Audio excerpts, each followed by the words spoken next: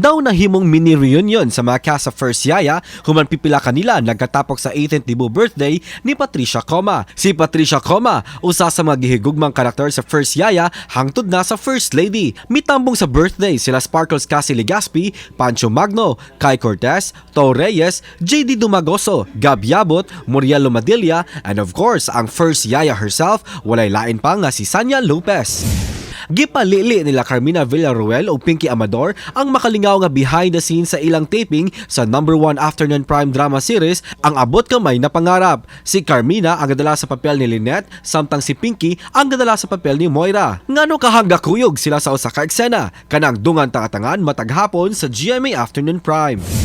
Sparkle comedian Buboy Villar mapasalamaton kang kapuso primetime queen Marian Rivera. Nag-throwback siya sa mga panahon nga nagkauban sila og trabaho ni Marian. Ang kanhi kapuso child star nakatrabaho si Marian sa TV series nga Darna, Jezabel ug Amaya.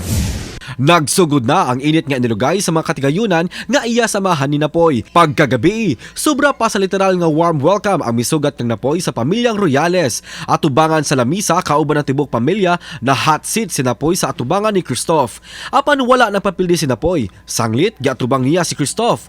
Magmalampuson kaha ang pagbabag sa mga igsoon ni Napoy. Tutok na matagabi sa nagkainit nga unang semana pagkahuman sa Voltes 5 Legacy.